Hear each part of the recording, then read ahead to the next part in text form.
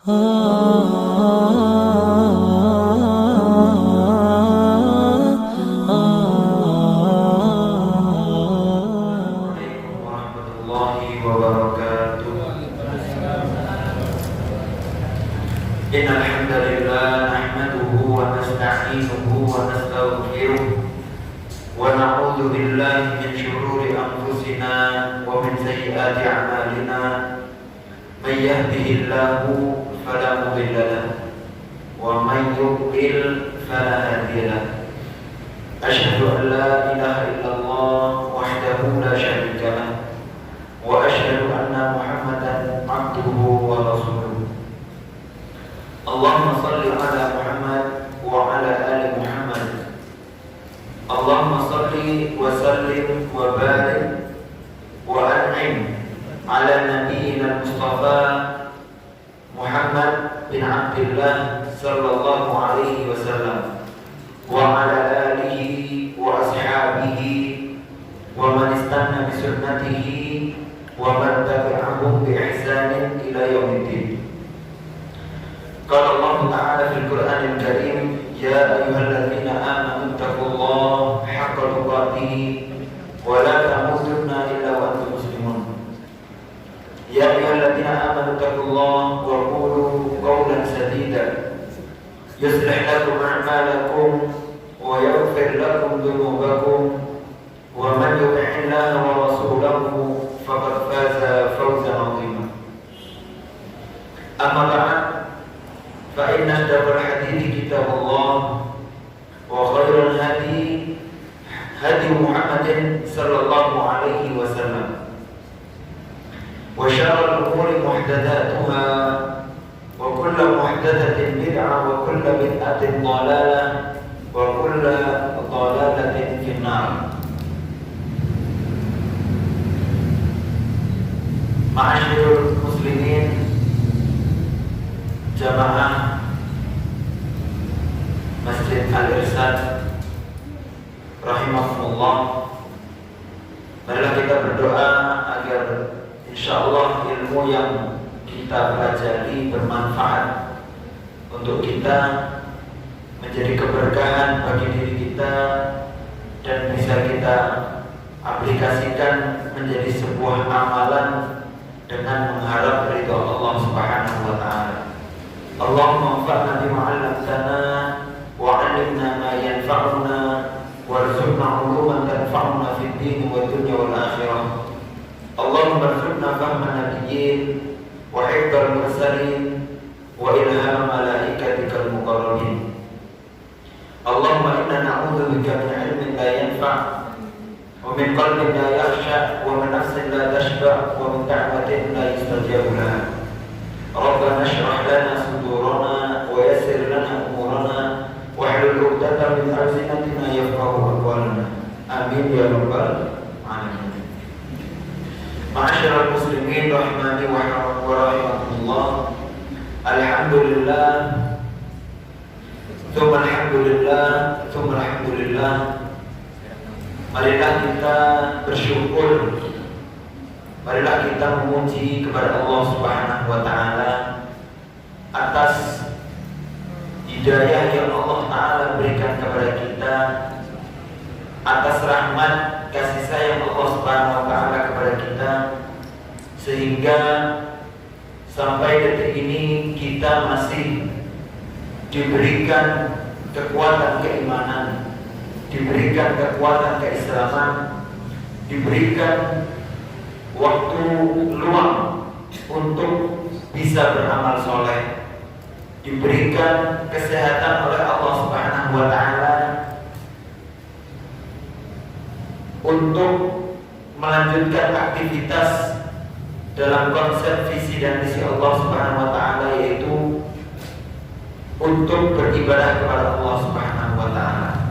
Marilah dengan nikmat-nikmat yang Allah taala berikan kepada kita tersebut, kita gunakan untuk berbuat kebaikan, sehingga ketika kebaikan itu kita kerjakan, kita semakin dekat kepada Allah, semakin mengenal Allah, semakin disayang Allah, sehingga kedekatan tersebut dan kasih sayang Allah tersebut memudahkan kita untuk diberikan fasilitas-fasilitas tambahan oleh Allah agar semakin tinggi, agar semakin banyak amal solehnya dan semakin tinggi derajat pahala yang Allah Ta'ala berikan kepada kita. Ma'asyiral muslimin, ketika kemarin kita sedikit mempelajari tentang surat Al-Fatihah, Allah Ta'ala di sana mengatakan Ar-Rahman Ar-Rahim. Ar-Rahman yaitu kasih Allah kepada semua makhluknya tanpa terkecuali. Dan Allah Ta'ala mempunyai sifat Ar-Rahim yang hanya ditujukan kepada hamba-hamba yang dikehendaki oleh Allah, yaitu hamba-hamba yang kenal terhadap Allah dan hamba-hamba yang mendekatkan diri beribadah kepada Allah karena Allah. Gitu ya, Ar-Rahman Ar-Rahim. Maka beda fasilitas yang Allah Ta'ala berikan kepada kita antar manusia yang sudah menyerahkan diri kepada Allah dengan manusia yang belum kenal Allah. Yang belum kenal Allah, mungkin saja Allah Ta'ala berikan sesuai apa yang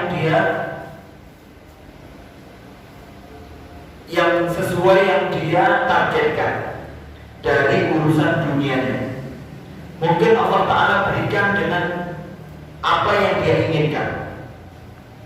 Dan na'udzubillah, ketika semua yang telah diinginkan dan diberikan, semuanya telah diberikan, na'udzubillah, keadaan yang demikian hasilnya bukan malah baik, tapi malah kehancuran. Tetapi beda ketika Allah Subhanahu wa Ta'ala melakukan tersebut kepada hamba-hambanya yang beriman kepada Allah. Allah Ta'ala mengedepankan rahimnya, sehingga tidak semua orang yang mungkin mengharapkan sesuatu urusan dunia langsung diberikan begitu saja oleh Allah Subhanahu wa Ta'ala. Kenapa demikian? Itu bukti salah satu tanda cintanya Allah Subhanahu wa Ta'ala kepada hamba tersebut. Karena bila bisa jadi apabila sesuatu itu diminta tetapi belum pantas orang itu untuk mendapatkannya, maka Allah Ta'ala tahan dan diberikan di waktu yang tepat. Itu bukti cinta Allah Subhanahu wa Ta'ala terhadap hambanya. Maka kalau digambarkan saja, ketika seorang anak meminta dengan semaunya dan diberikan oleh orang tuanya apa yang dia mau, apa saja, maka bisa jadi ketika dewasa anak itu tidak tumbuh dengan kuat karena dia merasa apa yang telah dia minta semuanya diberikan secara cuma-cuma. Tetapi beda ketika orang tua itu sayang terhadap anaknya, maka dia tidak mungkin untuk memberikan apapun yang diminta oleh anak itu. Meskipun orang tua itu mampu, maka dia akan memberikan di waktu anak itu siap untuk menerima fasilitas tersebut untuk digunakan kebaikan. Gitu ya. Maka perlu kita husnuzon kepada Allah sehingga hikmah yang kita dapatkan, sehingga ketenangan hati yang kita dapatkan kepada Allah Subhanahu wa Ta'ala. Maka itu adalah jalan terbaik yang Allah Ta'ala berikan kepada kita, sehingga dengan jalan terbaik itu Allah Ta'ala menginginkan kebaikan kepada kita, sehingga kita memasuki surga Allah Subhanahu wa Ta'ala dengan penuh cinta dan kasih. Ma'asyiral muslimin, marilah kita selalu bersalawat dan bersertakan salam kepada Nabi Muhammad SAW. Beliau adalah panutan kita, beliau adalah suri tauladan kita, beliau adalah guru kita, beliau adalah manusia terbaik yang Allah Ta'ala pilih di muka bumi ini untuk menjadi penyambung risalah, untuk menjadi penyambung amanat terbesar di muka bumi ini, yaitu Al-Quran. Melalui beliaulah sambung lidah Allah Subhanahu wa taala kepada umat-umatnya. Marilah kita selalu bersolawat dan mencintai dan menghargai beliau. Mudah-mudahan dengan cinta kita kepada Rasulullah SAW mendekatkan diri kita dan kepada surga yang Allah Ta'ala tempatkan untuk beliau, insyaallah. Seperti yang dikatakan oleh Abdullah bin Mas'ud, minimal dengan cinta saya kepada Abu Bakar dan Umar, Allah Ta'ala mengumpulkan saya di surga kelak dengan Abu Bakar dan Umar bin Khattab radhiyallahu ta'ala anhu, meskipun saya belum bisa mengerjakan amalan seperti mereka. Karena al-mar'u ma'aman ahad. Karena manusia itu bersama siapa yang dia cintai. Al-mar'u ala dini khalilin. Manusia itu agamanya bersama siapa yang dia dekati, siapa yang dia cintai. Maka ketika cinta kita kepada sahabat melebihi cinta kita kepada segalanya, maka dengan modal cinta tersebut kita akan berupaya sekuat tenaga untuk beribadah kepada Allah, dan Allah Ta'ala dengan ridhonya dan rahmatnya Allah Ta'ala mengumpulkan kita kepada orang-orang yang kita cintai. Maka alhamdulillah, jangan sampai cinta tersebut, cinta yang kita miliki, kita lemparkan kepada orang yang tidak tepat. Maka hati-hatilah dengan idola. Hati-hatilah dengan idola.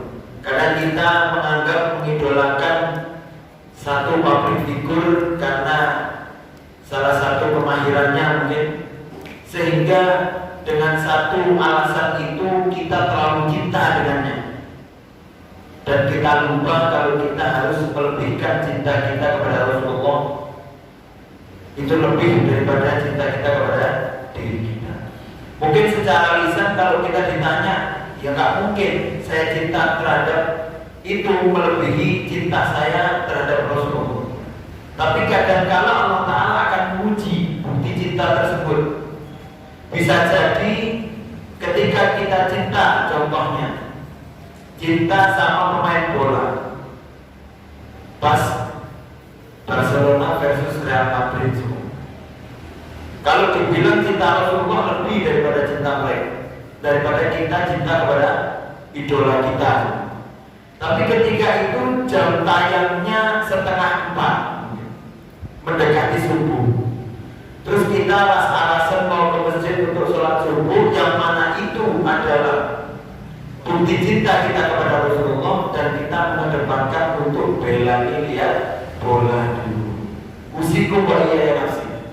Kadang kita kalau di tempat masjid mungkin kita bisa insya Allah ya. Tapi ketika kita dihadapkan dengan perkara itu, mungkin kita bisa goyang. Eman tinggal sedikit, apalagi pas comeback mau serangan balik, akhirnya eman pas komat. Bentar lagi belum rakaat pertama, bentar lagi belum rakaat kedua, bentar lagi minimal salam, bentar lagi mumpung subuh masih bisa, belum matahari terbit. Akhirnya habis bolanya, perpanjangan waktu. Ketika bola perpanjangan waktu habis, matahari sudah terbit, habis subuh. Cintanya lebih cinta siapa? Cinta Rasulullah, tapi buktinya tidak ada. Maka perlu dibuktikan, dimasukkan, ditancapkan di dalam hati. Bismillah, diusahakan dengan sekuat tenaga untuk lebih mengedepankan urusan ibadahnya, syariatnya dibanding masalah yang lain. Baik, masyaallah muslimin, alhamdulillah, insyaallah kita lanjutkan kajian kita, kajian tafsir, kajian Al-Quran sebagai kitab pedoman hidup kita. Marilah kita lanjutkan tafsirnya, yaitu sebenarnya kita masuk ke tafsir Al-Baqarah. Tapi sebelum itu saya ingin mengulang sedikit tentang tafsir Al-Fatihah. Ada pesan yang luar biasa yang perlu kita sampaikan di dalam tafsir Al-Fatihah. Ada dua poinnya insyaallah. Yang pertama, ketika kita sudah mengetahui bahwa dalam surat Al-Fatihah Allah Ta'ala mengatakan Bismillahirrahmanirrahim, dengan menyebut nama Allah yang Maha Pengasih lagi Maha Penyayang. Alhamdulillahirabbil alamin. Ketika Bismillahirrahmanirrahim, Allah Ta'ala memperkenalkan diri dengan nama Allah. Dialah Allah yang Maha Pengasih lagi Maha Penyayang. Alhamdulillahirabbil alamin. Alhamdulillah, Allah Ta'ala mengatakan alhamdu, segalanya milik Allah. Kita ngambil dari segi ilmu tauhid. Alhamdulillah artinya segala pujian kebaikan, segala ibadah, segala permintaan, segala sesuatu yang kita butuhkan kembalinya harus kepada Allah. Itu namanya tauhid uluhiyah atau tauhid ubudiyah. Ibadah hanya kepada Allah. Memuji segala kebaikan pertama harus kepada Allah.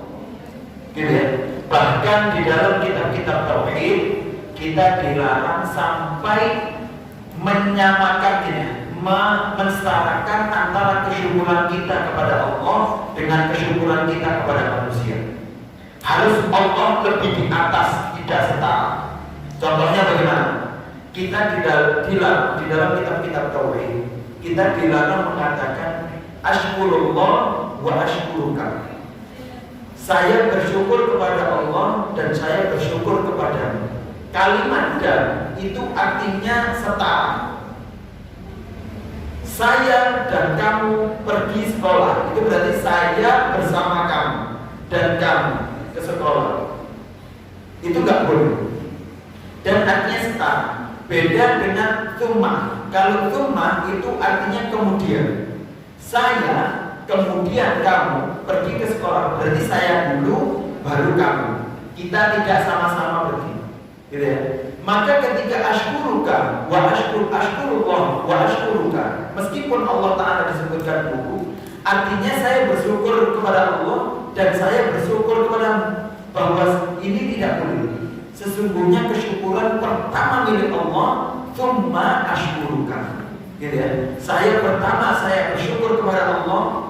Kalau bukan Allah, kamu itu sebagai wasilah saja bisa menaruh air ini untuk saya minum. Maka pertama yaitu alhamdulillah saya bersyukur kepada Allah, tsumma syukron kepada kamu, kemudian baru kamu. Gitu ya. Kalau tanpa Allah kamu tidak akan bisa memberikan segala sesuatu itu kepada saya. Gitu ya. Tapi kalau Allah Ta'ala, tanpa orang itu Allah Ta'ala mampu. Buktinya siapa? Buktinya Siti Maryam ketika wukuf atau iktikaf di dalam mihrabnya, ketika Nabi Zakaria, pamannya, itu memantau Maryam apakah makanannya sudah ada atau belum. Maryam mendapatkan makanan yang tidak ada pada musim itu. Kata Maryam, huwa min indillah, makanan ini dari Allah. Allah Ta'ala yang langsung yang menurunkan, yang memberikan tanpa ada perantara. Maksudnya tanpa ada perantara manusia, berarti Allah Ta'ala mampu. Dan manusia tidak ada yang mampu bisa memberikan rezeki kecuali dari Allah Subhanahu wa Ta'ala. Maka tauhidnya yaitu saya bersyukur kepada Allah, kemudian bersyukur kepada kamu.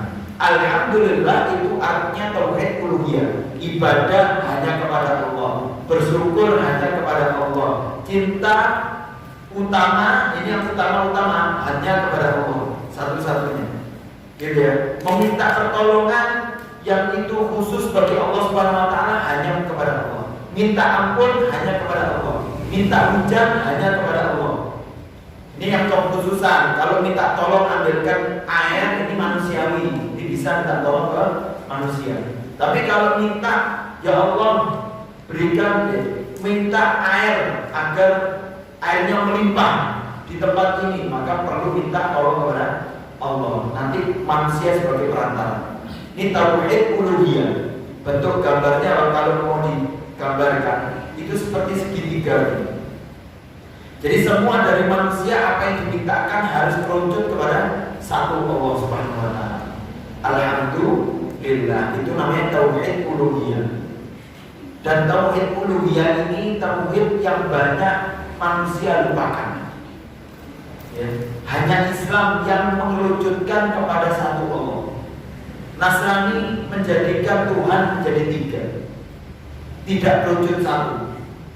Yahudi demikian, menjadikan Uzair Tuhan juga, maka tidak satu. Orang-orang musyrik menjadikan meminta kepada ketika itu tidak hanya kepada Allah. Mereka mempunyai berhala masing-masing yang mempunyai seakan-akan mempunyai kekuasaan masing-masing, maka tidak kerucut kepada satu. Ini siapa lagi? Agama-agama yang lain, dewa-dewa yang lain kadang meminta sesuatu butuh perantara atau meminta kepada patung tertentu untuk mendapatkan sesuatu. Maka ini tidak tauhid uluhiyah. Uluhiyah hanya kerucut kepada Allah satu.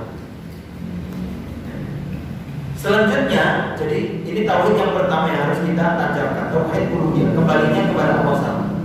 Selanjutnya tauhid rububiyah. Allah Ta'ala mengatakan alhamdulillah. Selanjutnya Rabbil Alamin. Rabbil Alamin, Allah Ta'ala yang telah mengatur semua alam ini. Gitu ya? Itu artinya tauhid rububiyah. Yang menurunkan hujan Allah, yang memberikan rezeki Allah, yang memberikan pertolongan Allah, yang memberikan kemenangan Allah, yang memberikan kesehatan Allah, yang memberikan manfaat Allah, yang memberikan mudarat Allah, yang memberikan semuanya Allah. Itu namanya rububiyah. Kerobnya Allah itu diturunkan kepada manusia. Dan mereka orang-orang musyrik mengimani tauhid rububiyah ini. Orang-orang musyrik mengetahui bahwa ada Allah yang memberikan itu semua. Makanya mereka ketika walain sa'altahum man khalaqas samawati wal ardh la yaqulanna Allah. Mereka kalau ditanya, siapa yang menciptakan langit dan bumi? Mereka mengatakan Allah yang menciptakan. Tauhid rububiyah ini ada, tapi Allah Ta'ala dan Rasulullah masih menganggap mereka dalam kemusyrikan. Karena apa? Mereka mempunyai tauhid rububiyah, tapi mereka tidak mempunyai tauhid uluhiyah. Yang mana ketika tahu hujan ini dari Allah, kalau ingin minta hujan tidak langsung kepada Allah, mintanya lewat berhala-berhala mereka, memintanya kepada dewa-dewa mereka. Padahal Allah Ta'ala mengatakan, wa idza sa'alaka ibadi anni fa inni qarib ujibu da'watad da'i. Kalau hamba-Ku ada yang meminta kepadaku, maka mintalah langsung. Idza sa'alta fas'alillah, kata Rasulullah. Kalau kamu pengen minta langsung kepada Allah. Allah Ta'ala mengatakan fa inni qarib, dekat. Itu Allah Ta'ala menandakan Allah Ta'ala itu tidak jauh. Allah Ta'ala itu dekat sama kamu dalam segala hal. Kamu pengen apa, saya dekat. Kalau orang dekat itu kan berarti menjamin apapun yang kita minta itu tidak mungkin disia-siakan, ya kan? Kalau dekat itu kan seperti itu, sahabat. Saya ini seolah sahabat dekat sama kamu. Berarti artinya apapun kamu yang butuhkan, minta tolong urusan dunia, insya Allah kalau saya bisa bantu akan saya bantu. Itu kan sahib garib. Jamaah biasanya bilang sahib garib, teman dekat. Dekat apapun yang bisa diminta diberikan. Maka Allah Ta'ala mengatakan dekat. Maka kalau minta tauhid uluhiyah kepada Allah, tauhid rububiyah Allah Ta'ala yang memberikan. Kalau digambarkan seperti segitiga terbalik. Jadi Allah Ta'ala mempunyai kekuasaan untuk memberikan kepada hamba-Nya. Itu tauhid rububiyah. Yang ketiga yaitu tauhid asma wa sifat. Tauhid kita harus percaya bahwa Allah Subhanahu wa Ta'ala mempunyai nama-nama yang indah, nama-nama yang hebat, nama-nama yang tinggi, dan mempunyai sifat-sifat yang tinggi. Dicontohkan Allah Ta'ala Ar-Rahman, Allah Ta'ala Ar-Rahim. Gitu ya. Allah Ta'ala mempunyai sifat pengasih, Allah Ta'ala mempunyai sifat Ar-Rahim. Biasanya ketika sifat itu sudah melekat kuat kepada seseorang, kadang nama orang itu bisa menjadi nama sifatnya, gitu ya. Contohnya siapa mungkin? Memang ada orang sangat baik, orangnya baik luar biasa, sehingga yang tadinya namanya siapa mungkin hanya dipanggil manusia hanya manggilnya dia ini Hasan, orangnya baik, sehingga yang terkenal sifatnya kepada dia, sehingga namanya bisa berubah menjadi nama sifat tersebut. Kadang sesuatu kalau sudah melekat sifat itu terhadap diri seseorang, maka sifatnya itu menjadi namanya. Allah Subhanahu wa Ta'ala lebih layak dan pantas dengan pemilikan ini, karena sifat-sifat yang Allah Ta'ala miliki itu semuanya melekat kepada Allah, sehingga Allah Ta'ala pun mempunyai nama-nama dengan kekuatan sifat-sifat yang Allah Ta'ala miliki. Jadi Ar-Rahman, Ar-Rahim itu nama atau sifat? Ya, nama plus sifat, gitu ya. Seperti itu. Makanya Rahim itu kan sayang. Sayang itu hanya Allah Subhanahu wa Ta'ala. Maka manusia nggak boleh namanya Rahim, nggak boleh. Kalau Abdul Rahim boleh, hambanya yang Maha Penyayang yaitu Allah Subhanahu wa Ta'ala. Demikian. Ya, maka di dalam Al-Fatihah saja sudah mengajari kepada kita bahwa tauhid itu 3 landasan. Tauhid uluhiyah, beribadah kepada Allah Ta'ala yang semata, ya, hanya satu. Terus tauhid rububiyah, yaitu semuanya dari Allah Subhanahu wa Ta'ala. Yang ketiga tauhid asma dan sifat. Demikian. Setelah itu dari 3 ini juga, ya, dan dilanjutkan dengan Malik Yaumiddin. Alhamdulillah, di dalam ibadah alhamdulillah itu adalah bentuk kecintaan Allah Subhanahu wa Ta'ala. Maka ketika kita beribadah perlu kita cinta kepada Allah Ta'ala dengan alhamdulillah. Yang kedua Ar-Rahmanir Rahim, berarti Allah Ta'ala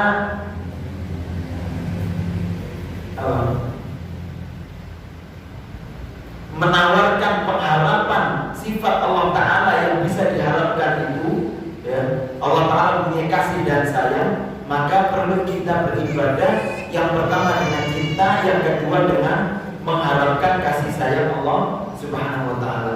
Yang ketiga Allah Ta'ala memperkenalkan diri bahwa Allah Ta'ala yang merajai hari akhir. Berarti Allah Ta'ala sayalah raja yang perlu ditakuti. Berarti kita beribadah kepada Allah Subhanahu wa Ta'ala dengan penuh ketakutan kepada Allah Subhanahu wa Ta'ala. Maka dengan 3 ini landasan beribadah. Tadi landasan akidah, sekarang landasan beribadah. Pertama dengan cinta kepada Allah, kedua dengan penuh pengharapan dari Allah, yang ketiga penuh takut dari Allah Subhanahu wa Ta'ala. Gitu ya. Takut dari iqab atau balasan atau ancaman Allah Subhanahu wa Ta'ala. Inilah tafsir Al-Fatihah. Mari kita sekarang melanjutkan kepada ayat yang selanjutnya atau surat selanjutnya, yaitu surat Al-Baqarah.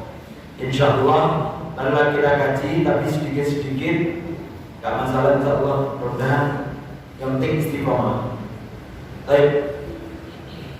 Ayat surat selanjutnya setelah surat pembukaan Al-Fatihah, artinya membuka segala sesuatu pintu kesesatan, membuka segala sesuatu pintu kebodohan, membuka pintu ilmu agar tidak bodoh lagi, membuka wawasan, membuka cahaya, membuka segala sesuatu.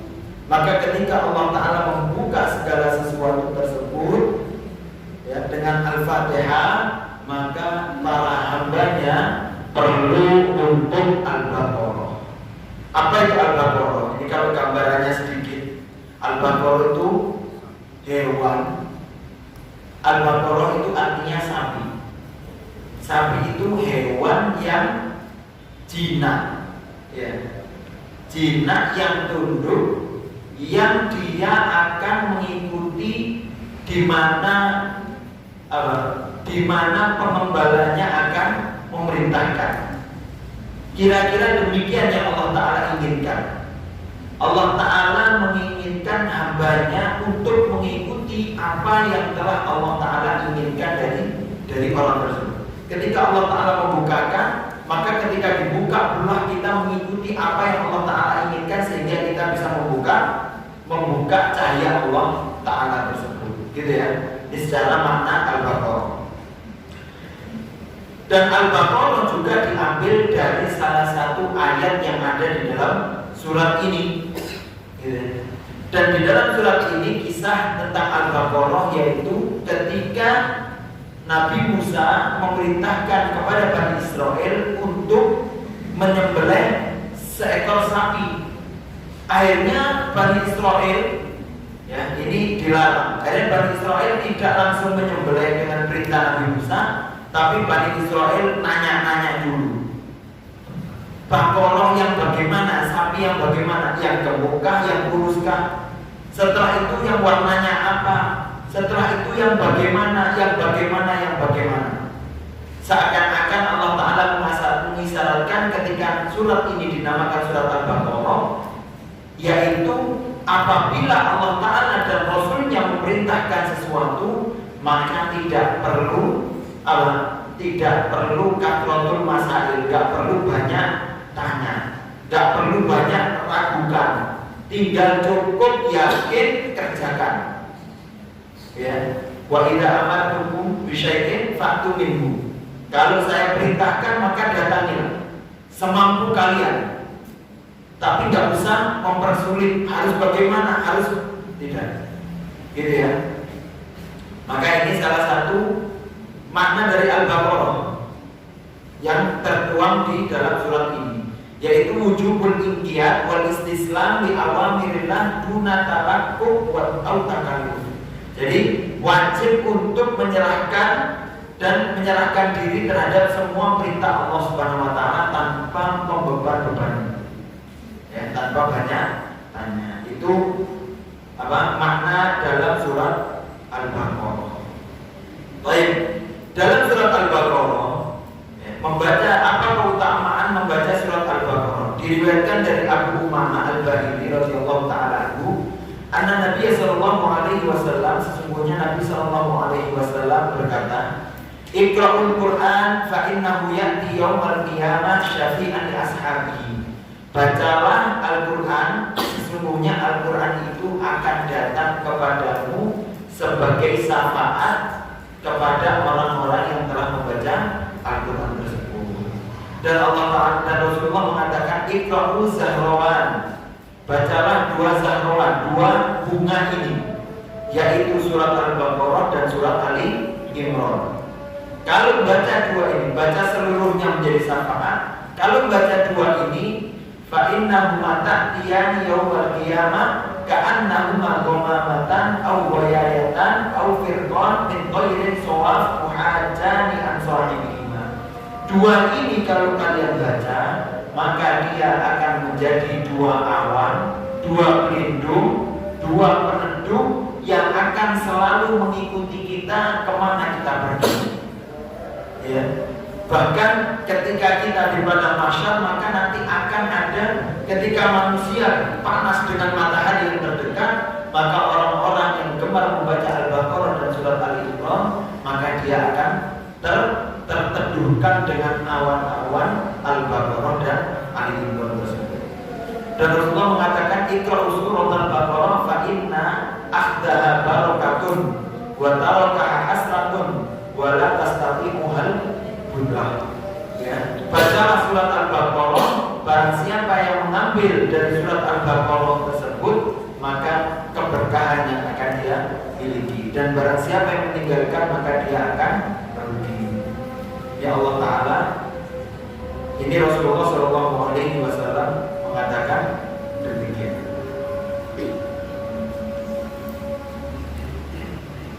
Baik, ini ada menarik. Baik, kita dengarkan. Alhamdulillahirobbilalamin wassalatu wassalamu ala asyrofil anbiya'i wal mursalin wa ala alihi wa ashabihi wa man tabi'ahum bi ihsanin ila yaumiddin. Baik, dalam surat Al-Baqarah itu terdiri dari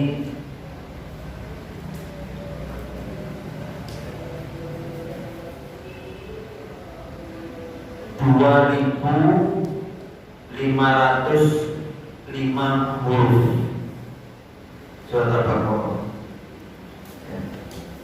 20.000 salah. 20.505 huruf. Wasittatun alaf wa mi'atun wa ishruna kalimah. Dan ada 6.120 kalimat. Dan ada 286 ayat. Ini menurut jumlah Quran Kufi atau Quran Madinah, 286 ayat. Ini surat Al-Baqarah. Bahkan Rasulullah SAW mengatakan dalam hadis yang sahih, la taj'alu buyutakum quburan fa innal baital ladzi yuqra'u fihi surat Al-Baqarah la yadkhulu syaitan. Ya, jangan kalian menjadikan rumah-rumah kalian seperti kuburan. Atau diibaratkan sama Rasulullah, rumah itu akan seperti Baitul Kharib, artinya baik rumah yang angker atau rumah yang kosong kelompok gitu ya. Itu rumah yang tidak pernah dibacakan tidak pernah dibacakan Al-Quran. Dan rumah itu perlu untuk disolati juga. Betul, Masya Allah, kalau kita kemana ke masjid awal qobliyah, sholat wajib ba'diyah, setelah itu pulang. Tapi nggak boleh kalau rumah sampai tidak pernah disolati. Rumah itu perlu disolati, perlu dibacakan Al-Quran, sehingga rumah itu berkah, rumah itu bercahaya, tidak rumah kosong, gitu ya. Kalau rumah kosong, tidak pernah dibacakan Al-Quran, tidak pernah disolati, bahkan sholat qobliyah dan ba'diyah, sholat sunnah itu semuanya afdolnya di dalam rumah. Yang afdol di masjid itu hanya sholat wajib dan apa lagi? Apa? Selain sholat wajib yang afdol di masjid apa? Sholat sunnah apa? Tahiyatul masjid. Karena tahiyatul masjid hanya di masjid. Kalau di rumah tidak ada tahiyatul masjid. Intinya seperti ini. Gitu ya, jangan sampai kosong. Kalau kosong, maka bisa jadi menjadi pusat markasnya jin. Ya, kalau nggak pernah dibaca Al-Quran, makanya rumahnya jin, pasarnya jin itu di laut-laut. Karena di laut jauh dari zikrullah, di laut itu jauh dari adzan terdengar.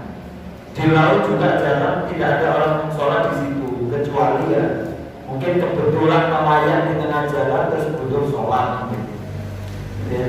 Maka perlu dibacakan. Maka kalau dibacakan, maka bagaimana agar rumah kita tidak menjadi kuburan atau tempat yang kosong? Maka perlu rumah itu dibacakan Al-Quran atau dibacakan surat Al-Baqarah, yang mana apabila rumah itu dibacakan surat Al-Baqarah, syaitan pun tidak akan masuk. Dan ini sunnah kalau punya rumah baru, diusahakan dibacakan surat Al-Baqarah agar syaitannya itu kabur pergi, gitu ya. Dan Al-Baqarah ini salah satu ayat, salah satu surat yang berfungsi untuk ruqyah. Dan saya pengalaman sendiri, jamaah, saya pengalaman waktu dulu di pondok, ada teman saya yang ketika itu kesurupan di dalam kamar, kesurupan. Sekitar sudah setengah jam lebih kesurupan, gak bisa dikeluarkan katanya jinnya. Ketika itu saya diajak, karena saya waktu itu bagian takbir masjid, ngurus masjid, mungkin dianggap takbir masjid sehingga bisa ruqyah juga. Padahal ketika itu saya belum paham lah tentang ini. Akhirnya saya dipanggil. Ketika itu sudah ada ustadz yang bisa ruqyah. Ustadz itu baca dengan bacaan Al-Quran, tapi entah baca apa, saya tidak terlalu fokus juga dengan bacaannya. itu baca ada teman-teman yang bantukan dengan baca Al-Ikhlas, baca Al-Falaq, gitu, macam-macam. Tapi ketika itu batin saya merasa saya karena saya nggak tahu rukyah ketika itu saya nganggap, karena saya tahu dalil ini rumah saja kalau dibacakan Al-Baqarah dia akan setannya pergi, apalagi tubuh manusia ini. Maka harus dibacakan Al-Baqarah kira-kira. Akhirnya saya mau baca Al-Baqarah. Tapi karena teman-teman yang baca Al-Falaq, An-Nas, Al-Ikhlas itu kencang suaranya, sehingga saya baca Al-Baqarah juga bingung. Karena antara ini tegang ngurusi orang yang kesurupan tersebut, terus yang teman juga rame, sehingga saya mau baca bingung. Subhanallah, padahal ini kesurupan udah lama, sekitar setengah jam lebih. Subhanallah, ada satu ustaz datang, beliau masih masuk dari pintu, mungkin 3 langkah, terus nyandar ke lemari santri. Terus beliau baca surat Al-Baqarah. Baca Bismillahirrahmanirrahim. Alif lam mim dzalikal kitabu la raiba fihi hudan lil muttaqin alladzina yu'minuna bil ghaibi. Terus kira-kira insyaallah mungkin 5 ayat atau 6 ayat. Setelah itu anak itu yang suruh langsung teriak. Setelah itu langsung muntah lebih. Setelah itu langsung lemas. Terus kata ustaz yang rukyah yang di dekatnya itu dilihat, alhamdulillah sudah keluar jinnya. Alhamdulillah sudah saya usahakan sudah keluar jinnya, kata ustaz yang rukyah tadi. Padahal badan saya yang mengeluarkan itu Allah Ta'ala, perantaranya ustaz tadi yang bacakan surat Al-Baqarah. Setelah itu ustaznya langsung, setelah tahu sudah sadar, maka beliau diam, terus beliau langsung keluar dari ruangan tersebut. Saya di situ baru merasa yakin kalau betul-betul Al-Baqarah, lebih yakin ya, kalau Al-Baqarah itu betul-betul mengusir jin yang ada di dalam rumah kita. Perlu kita bacakan dengan surat Al-Baqarah. Maka kok bisa? Perlu yang bisa pertama yakin kepada Allah, yang kedua apa kandungan yang ada di dalam surat Al-Baqarah sehingga kok jin sampai takut terhadap surat ini, takut kepada Allah karena perantara surat Al-Baqarah ini. Baik, kita mulai dari awal. Allah Ta'ala mengatakan di dalam surat Al-Baqarah ini, A'udzubillahi minasyaitonir rajim, Bismillahirrahmanirrahim. Alif Lam Mim. Ya, Alif Lam Mim. Alif Lam Mim itu artinya, Alif Lam Mim itu namanya harful muqatta'ah. Harful muqatta'ah, terpotong-potong. Alif sendiri, lam sendiri, mim sendiri. Maknanya apa? Tapi maknanya kata tafsir As-Sa'di beliau mengatakan al-huruf al-muqatta'ah fi awal surah. Huruf-huruf yang terpotong-potong di awal surat seperti alif lam mim, nun, Taha, alif lam ra, kaf, ha, ya, ain, shad, yasin. Huruf-huruf demikian kata beliau al-aslam fiha, banyak pendapat para ulama, tapi pada intinya yang lebih aslam fiha, lebih amannya, lebih baiknya as-sukut anit ta'arrud li ma'na. Mending kita diam dan tidak membantah dalam maknanya. Min ghairi mustanid syar'i ma'al jazmi bi anna Allah Ta'ala lam yanzilha abadan bal li hikmah la na'lamuha. Tapi tetap kita yang lebih tepat yaitu kita sukut, kita diam karena Allah Ta'ala dan Rasulnya tidak menjelaskan langsung. Tapi kita perlu yakin bahwa ayat ini sebenarnya punya pesan yang Allah Ta'ala ketahui. Apa pesannya? Wallahu a'lam. Ada hikmahnya. Tetapi minimal alif lam mim menunjukkan bahwasanya Al-Quran ini sebagai mukjizat. Mukjizat itu adalah menajizkan. Ajiz itu merendahkan, melemahkan sesuatu yang hebat ketika itu. Itu namanya mukjizat. Ketika zaman Nabi Musa, orang-orang ketika itu terkenal dengan kekuatan sihirnya, sehingga Allah Ta'ala memberikan tongkat Nabi Musa yang bisa berubah menjadi ular sungguhan. Itu namanya mukjizat. Gitu ya. Intinya mukjizat itu sesuatu kekuatan yang Allah Ta'ala berikan untuk menghancurkan atau melemahkan yang dianggap hebat ketika itu. Dan di zaman Rasulullah yang hebat ketika itu syair-syair mereka. Ya, syair qasidah Arab itu paling hebat. Bahkan syair-syair mereka itu orang-orang yang melanturkan syair, maaf ya, kalau zaman sekarang itu sebagai kayak pekerjaan nyanyi seperti itu. Vokalis band bikin nyanyi, dijual nyanyiannya, terus dibeli orang, dinikmati. Syair zaman itu seperti itu. Syair itu kalau di pasar-pasar itu orang-orang konser syair, datang mengucapkan syair, baca syair, mengeluarkan syair-syairnya, memuji orang, menghasut orang, ini terserah mereka dengan kehebatan bahasa yang mereka miliki. Sehingga orang-orang yang melihat itu melempari, ngasih uang kepada mereka, atau petinggi mereka yang merasa tersanjung, mereka akan memberikan uang lebih kepada para penyair-penyair tersebut. Maka dengan alif lam mim Allah Ta'ala menajiskan mereka.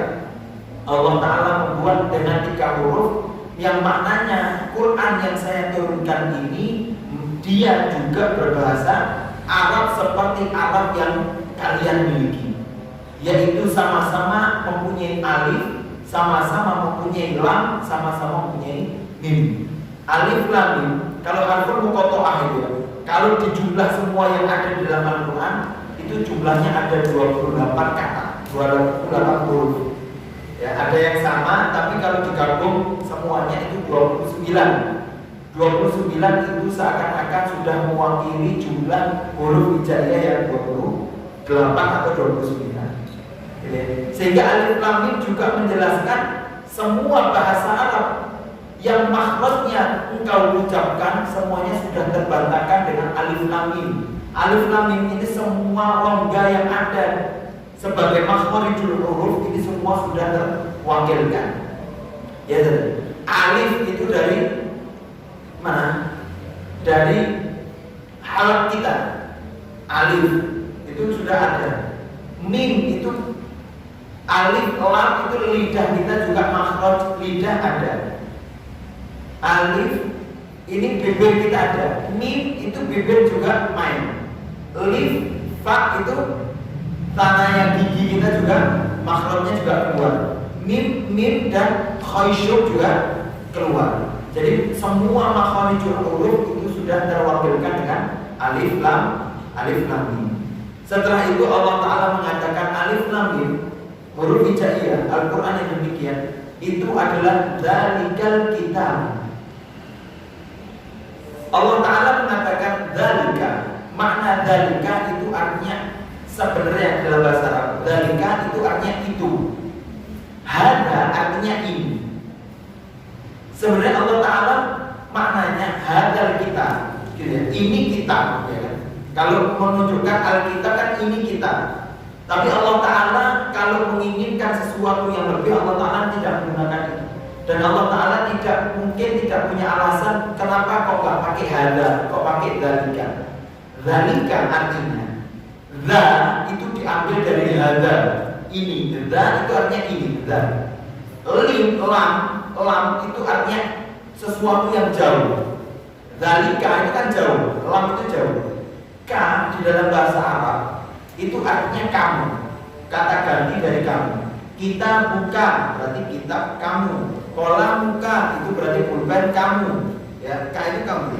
Maka dzalika artinya Al-Quran ini, Al-Quran yang hebat ini itu jauh dari anggapanmu, jauh dari kekuatan pikiranmu, melebihi dari kemampuanmu. Artinya Al-Quran ini maha dahsyat. Dibandingkan cuma ini, ketika Al-Quran mengatakan dzalika, artinya itu untuk sesuatu yang besar. Kalau ini bisa sesuatu kecil, tapi kalau itu sesuatu yang besar. Maka Al-Quran dzalika itu sesuatu yang besar. Kalau kita, paham ya? Jadi makna dzalika saja itu belum menunjukkan bahwasanya Al-Quran itu itu sesuatu yang maha dahsyat dan besar. Dzalika itu kitab Alkitab. Nah, kembali kayak Alif Lam Mim kemarin sudah kita bahas pembahasan alhamdulillah. Dzalikal kitab membedakan bahwasannya Al-Quran itu adalah sebuah buku panduan, sebuah buku kumpulan tulisan, kumpulan ilmu. Tapi dia kalau umum itu kitabun, tapi dia kumpulan buku yang khusus, yang mana Alkitab dari Alkitab ini Al-Quran adalah kitab yang lain daripada yang lain secara kekhususan. Ya, beda dengan yang. Maka Allah Taala mengatakan dari kitab itu kitab yang khusus yang luar biasa. Itu adalah Al-Quran. Dari kitab itu adalah kitab la raiba fihi, yang mana kitab tersebut la raiba. La raiba artinya secara umum, la raiba artinya tidak ada keraguan, la syakka. Kalau di dalam bahasa Arab arti makna ragu, kalau namanya kalau dalam usul fikih itu madarijul istidrak. Jadi urutan kemampuan seseorang dalam mengetahui sesuatu itu ada tingkatannya, ada 5 tingkatan. Pertama ilmu itu tahu 100%, ya, itu ilmu. Ada bawahnya namanya don itu perkiraan tapi 75% benarnya. Bawahnya don ada syak itu ragu itu kemungkinan tahunya itu 50%. Bawahnya syak ada namanya waham itu kemungkinan betulnya 25%. Yang paling bawah namanya jahil itu tidak tahu sama sekali, 0%, nggak tahu ilmu sama sekali, itu namanya jahil. Raib itu di tengah, syak itu ragu antara 50% itu syak. Ya, raib artinya syak, tapi raib itu makna lebihnya daripada syak. Kalau syak cuma ragu, kalau raib itu tambahannya dia tidak diragukan, dia tidak bisa dituduh-tuduh, dan dia tidak bisa dihujat. Bukan hanya Quran itu tidak bisa diragukan, tapi dia tidak bisa diragukan dan tidak bisa untuk dituduh dan tidak bisa dihujat, dikritisi itu nggak bisa Quran. Bang ya? Maka dengan kebesaran Allah Ta'ala sudah pede di awal mengatakan Al-Quran ini tidak ada keraguan, tidak bisa dituduh macam-macam. Mereka yang menganggap Nabi Muhammad yang tadinya umi itu tidak bisa membaca ya. Setelah itu Allah Ta'ala berikan Rasulullah hidayah Al-Quran sehingga Rasulullah menjadi orang yang hebat. Tapi mereka hanya menuduh Rasulullah dengan sahir. Oh, dulunya umi, sekarang kok bisa ngajak orang, bisa baca Quran. Wah, ini berarti sihir. Wah, ini berarti dukun. Ini berarti penyair. Menghilangkan tuduhan-tuduhan itu. Jadi Al-Quran itu menghilangkan keraguan, menghilangkan tuduhan, dan menghilangkan hujatan-hujatan orang terhadap Al-Quran. Yang mana Al-Quran la raiba fihi, nanti di ayat kemudian di dalam surat Al-Baqarah Allah Ta'ala menantang orang-orang yang ingin meragukan Al-Quran dengan mengatakan wa in kuntum fi raibin, apabila kalian ragu terhadap Al-Quran ini, faktu gimana kan? Faktu bisuratin min mithlihi, datangkan surat yang serupa dengan diri. Apakah bisa? Tidak bisa. Nanti pada ujungnya sampai Allah Ta'ala menantang, satu huruf saja kalian datangkan serupa dengan Al-Quran, kalian tidak akan bisa. Bahwa Al-Quran ini suci, murni, tidak bisa dimasuki dengan ilmu manusia. Maka Al-Quran tidak ada keraguan sama sekali fihi, di dalamnya. Keraguan apapun, Al-Quran mengajarkan tentang ilmu, berarti tidak ada keraguan dalam ilmu tersebut. Al-Quran mengajarkan tentang kehidupan manusia, berarti tidak ada keraguan sama sekali di dalam kehidupan manusia. Al-Quran mengajarkan tentang proses penciptaan manusia, berarti tidak ada keraguan sama sekali yang disalahkan dari proses penciptaan manusia. Allah Ta'ala mengatakan falamana dijat juluduhum, ya kan? Nanti penduduk neraka itu kalau kulitnya sudah terbakar hancur, karena neraka ini siksaan, maka nggak mungkin di neraka tidak ada siksa, itu nggak mungkin. Bahkan yang nikmat bisa menjadi siksa. Kalau di dunia dingin itu salah satu kenikmatan, ya kan? Tapi di neraka itu ada yang tidak panas. Neraka ada neraka yang dingin, tapi dinginnya menyiksa. Jadi semua yang ada di neraka semuanya siksa. Maka nggak mungkin di neraka tidak ada siksaan, nggak mungkin. Sedikit pun pasti siksa, alhamdulillah. Bahkan para sahabat, bahkan ada orang yang mengatakan, ya Rasulullah, kalau neraka sebegitu hebatnya, sebegitu besarnya, menyiksa saya yang kecil, maka saya akan tidak terasa. Kata Nabi, tidak demikian. Penduduk neraka itu, maaf, kalau duduk saja, pinggul kirinya di Madinah, pinggul kanannya di Mekah. Besarnya penduduk neraka. Allah Ta'ala inginkan dibikin manusia itu sebesar itu agar dia merasakan pedihnya api neraka. Makanya kalau manusia ada teori, para dokter ketika itu mengeluarkan teori bahwasanya yang membuat kita sakit itu yaitu kulit ari. Tapi kalau kulit arinya sudah mati rasa, maka yang dalam tidak sakit lagi. Ternyata Al-Quran sudah menjelaskan itu. Al-Quran ingin menyiksa, Allah Ta'ala ketika ingin menyiksa penduduk neraka, maka ketika kulit arinya sudah hancur, Allah Ta'ala badalnahu juludan, diganti dengan kulit yang lain, kulit ari yang lain, agar pedih itu tidak berhenti. Berarti Al-Quran tidak salah, ya. Padahal Al-Quran sudah mengatakan penemuannya setelah kemudian hari. Tetap Al-Quran dominan yang lebih tepat daripada. Jadi Al-Quran sudah mengajarkan itu. Maka Al-Quran tidak ada keraguan, tidak ada yang perlu kalau di Al-Quran kok demikian ya? Bisa nggak ya saya terapkan? Pasti bisa. Karena lalu itu tidak ada keraguan, tidak dituntut apapun. Jadi bisa untuk menjadi apa? Bisa menjadi petunjuk bagi kita. Bahwasanya Al-Quran itu bisa menjadi petunjuk bagi kita. Tetapi Al-Quran tidak bisa menjadi petunjuk secara umum. Hanya orang-orang yang mau untuk menerima petunjuk itu di dalam Al-Quran. Siapa orang-orang yang menerima? Yang menerima dia hanya orang-orang yang muttaqin, orang-orang yang bertakwa. Kata-kata muttaqin, Allah Ta'ala tidak mengatakan muttaqi saja orang satu, tapi muttaqin. Muttaqin artinya jamak, banyak. Berarti seberapa banyak orang muttaqin, dia semua akan bisa mendapatkan petunjuk dari Al-Quran. Gitu ya.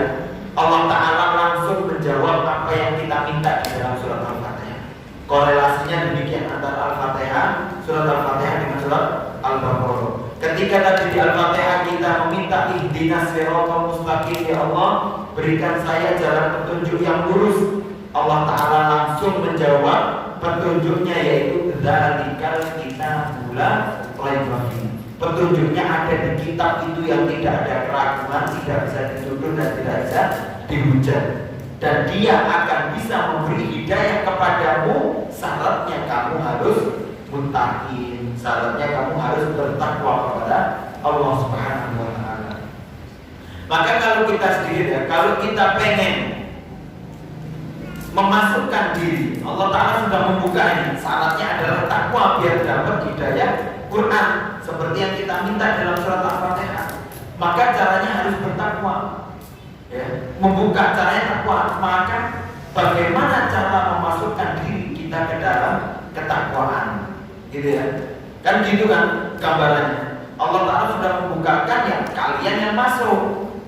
Setelah itu Allah Ta'ala berikan.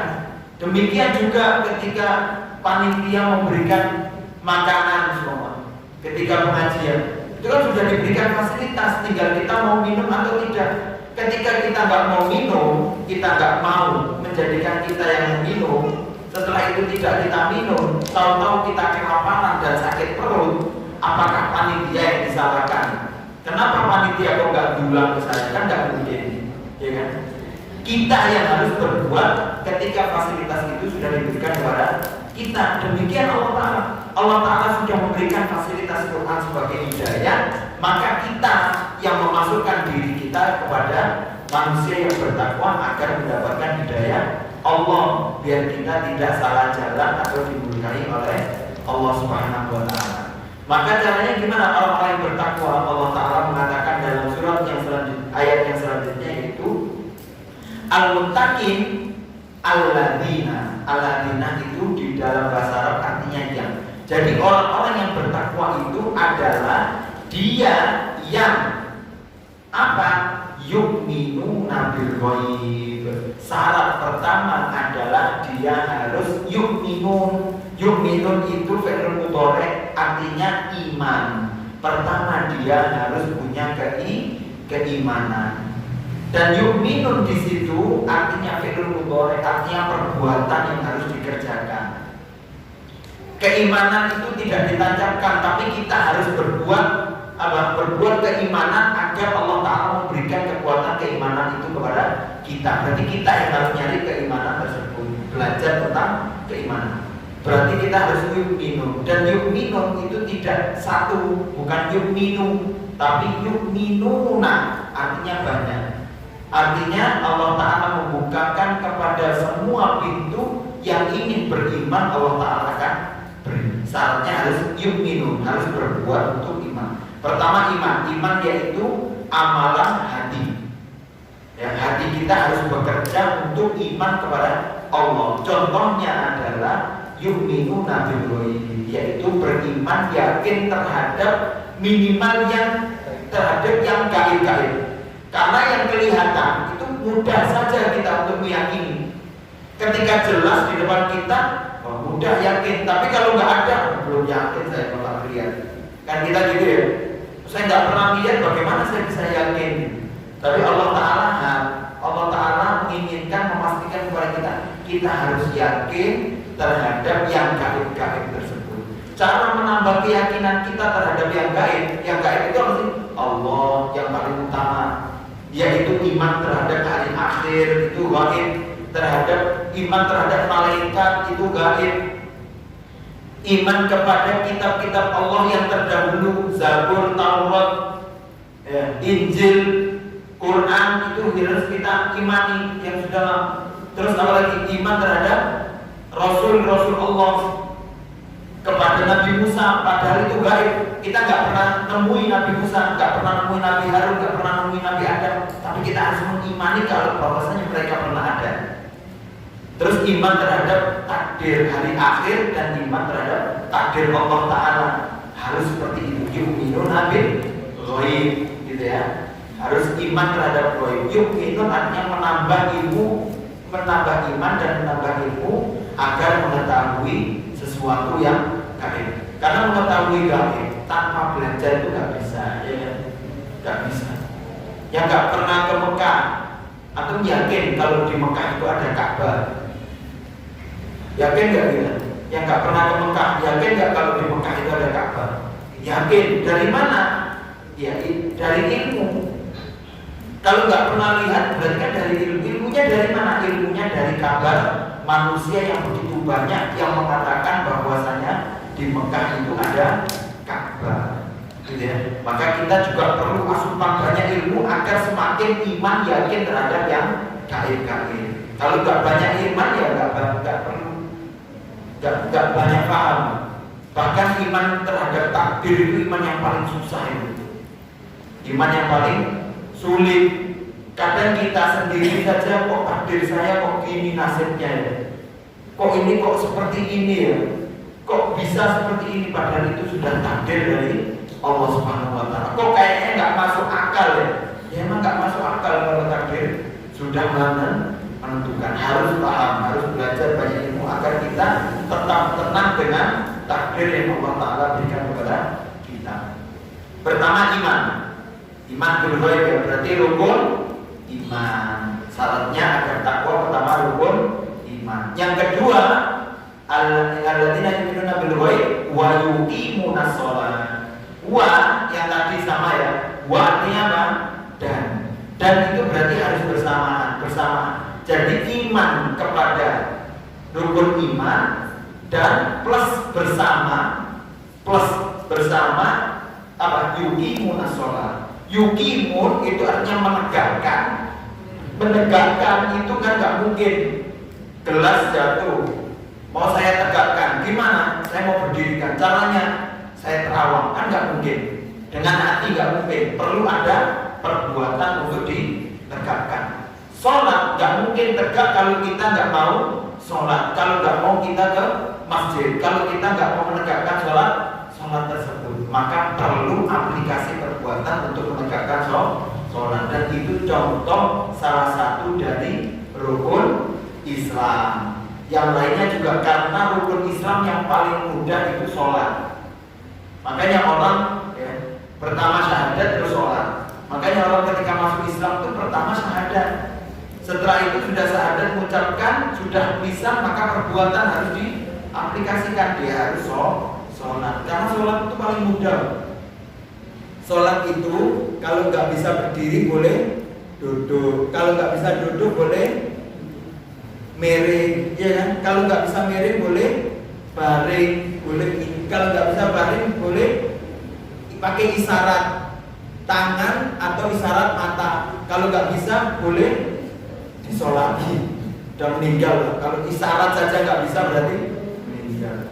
Kalau puasa boleh nggak? Saya nggak bisa puasa maghrib, mungkin sampai asar aja. Boleh?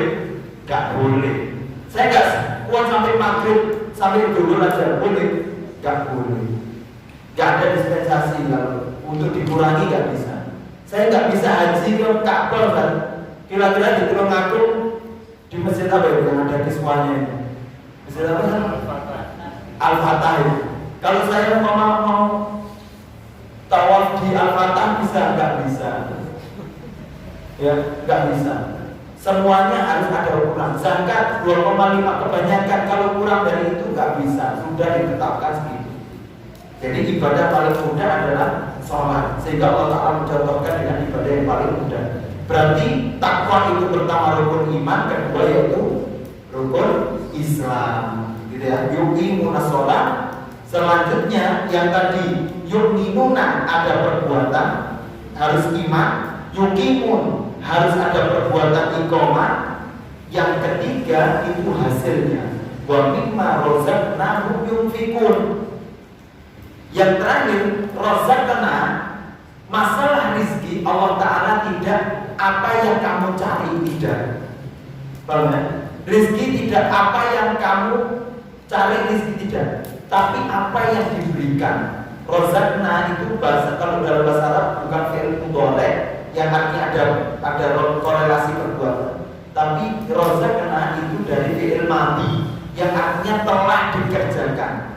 Artinya razaqna itu rizki yang telah Allah Ta'ala tentukan. Berarti rizki itu menandakan kalau mimma razaqna, artinya rizki itu adalah hak paten Allah Ta'ala yang menentukan.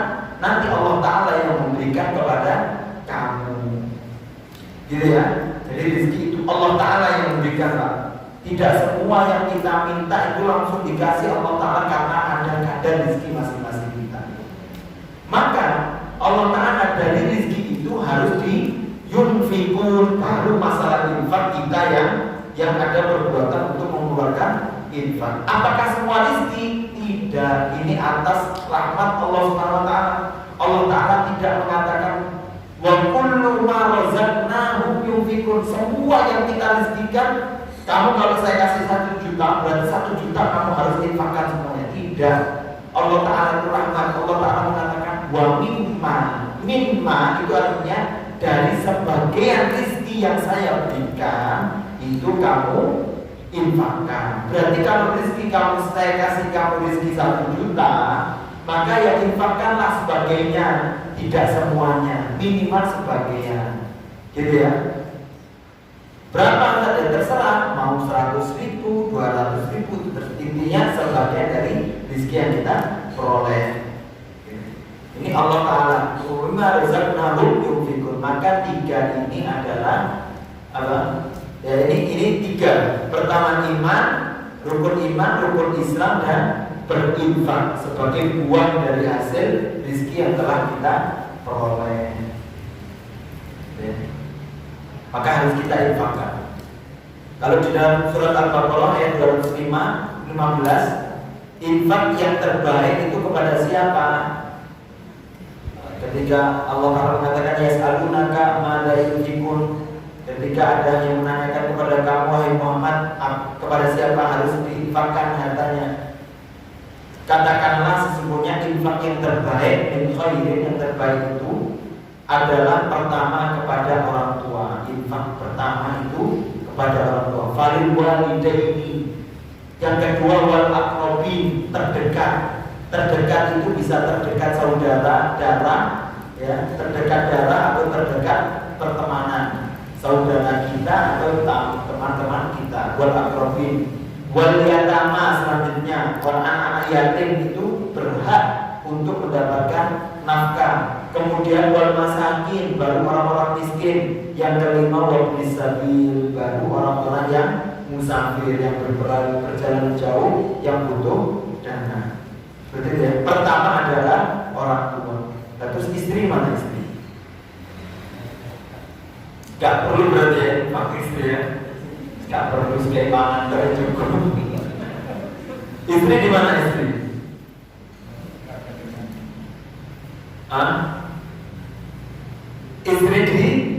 Istri itu kalau ini nafkah yang dianjurkan. Kalau istri itu nafkah yang diwajibkan. Sehingga Allah Ta'ala nggak perlu lagi menyebutkan istri di sini, karena istri itu wajib untuk dinafkahi. Jangan salah, saya nggak mau nafkah istri karena di sini istri nggak ada. Yang pertama itu orang tua. Orang tua, karena banyaknya orang lalai untuk menafkahi orang tua. Kalau istri, insya Allah orang itu lebih banyak orang yang menafkahi istri dan anak daripada dia menafkahi orang tuanya. Sehingga Allah Ta'ala mengingatkan di posisi orang yang banyak lupa, gitu ya. Karena nafkahi istri wajib, nafkahi anak wajib. Yang orang tua banyak yang lupa, sehingga Allah Ta'ala mencantumkan nafkah yang utama pertama, yang dianjurkan pertama orang tua, setelah kewajiban istri dan anak, baru orang tua, gitu ya. Bukan baru sih, intinya lebih dianjurkan. Paham ya maksudnya? Ini wajib istri dan anak. Yang ditekankan juga yaitu pertama kepada orang tua, terus saudara, kerabat, teman-teman dekat, saudara dekat, semuanya itu juga, terus anak yatim, orang miskin, baru orang lain berperjalanan jauh. Baik, mungkin cukup demikian. Insya Allah kita lanjutkan di ayat selanjutnya, atau kita sambungkan dengan ayat ini dan ke ayat-ayat yang selanjutnya. Semoga ini bermanfaat, semoga menambah kualitas hidup kita dengan kita meyakini bahwasanya pedoman atau hidayah atau petunjuk hidup kebahagiaan Rabbana atina fid dunya hasanah wa fil akhirati hasanah itu adalah dengan mengikuti cara pandang panduan utama kita, yaitu Al-Qur'anul Karim. Maka kalau sampai sekarang kehidupan kita belum dilandaskan dengan Al-Quran, berarti jangan sampai kita berharap kebahagiaan. Mungkin bahagia sementara ngakak sekarang, nanti malam bisa tangisan. Mungkin sekarang kita bisa merasa tertawa terbahak-bahak, alhamdulillah, di akhirat tidak bisa tertawa lagi, alhamdulillah. Maka kebahagiaan itu sekarang bisa senyum, sampai di akhirat pun juga bisa senyum, karena sudah berjalan ala siratil mustaqim, ya kan? Kalau kita kayak mau ke Jakarta, selama kita di jalan yang biasa ini susah, belum tenang gitu. Tapi kalau sudah masuk tol Nganjuk, kiri arah Jakarta, terus kita sudah ngadep ke Jakarta, itu tenang gitu. Ngikuti jalan aja, nggak usah ngantuk, nggak usah belok, nggak usah ke kanan, nggak usah ke kiri, jalan lempeng aja. Itu sudah menenangkan kita dan tujuannya sudah pasti betul, gitu ya. Wallahu ta'ala a'lam bishawab. Semoga ini bermanfaat. Subhanallah wa bihamdika, asyhadu an la ilaha illa anta, astaghfiruka wa atubu ilaik. Akhiran da'wana alhamdulillahi rabbil alamin. Wassalamu